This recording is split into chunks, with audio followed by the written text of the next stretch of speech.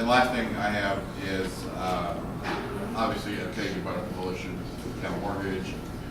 And, you know, obviously this, again, I reiterate, this is really is a great deal for this hospital. We're the only hospital in the state that's allowed to do this. As, you know, I've talked to other CEOs who have loans, you know, guaranteed through them. They would love to have what we have. And so we obviously pay very close attention to making sure that relationship with Cal Mortgage stays on a good note.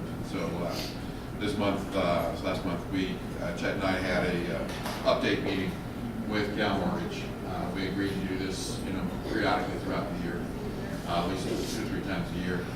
And so we met with the deputy director and with legal counsel for OSHPD and so forth. And just really want to get an understanding of what was happening here at the hospital. Obviously, they see our reports come through the board. They understand, you know, obviously that the volumes were off. And so they had questions for us in terms of what we were doing with those kinds of things. We're very happy to hear, obviously, that Dr. Montez is now on staff, and hopefully we'll begin seeing those positive changes come back to the health clinic. And so, of course, so I mean, all in all, just still very pleased with where the hospital is at and what we've got going on and so forth. So, again, this is something we really initiated, not them.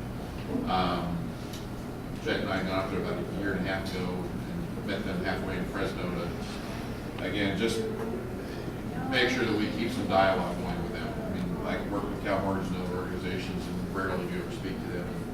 This is something, like I said, we just want to make sure we stay up to speed with them and what's going on, and because this is such a special program that we have with them.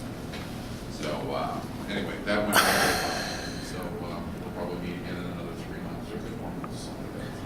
I think we will.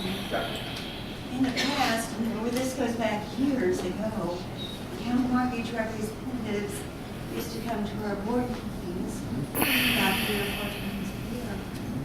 Why don't they should? Primarily because of budget cuts. They are not allowed to travel. No. That's to say, when Chet and I called them up, we had actually tried to agree to meet them halfway in Fresno again. They said, well, we would love to, but we're not allowed to. So, as a matter of fact, this happened a couple months ago when I was asked to go up to Sacramento to meet with them. And so, This is funny stuff. I went up and met them, and this time, again, it's about 3 or 4 months later, they decided, let's just do it over the phone. And so we did a teleconference with them. It's partly that, Tim, it's partly how satisfied they are with how you're performing. True. I've had Cal Mortgage loan guarantees in other hospitals where they don't show up at all.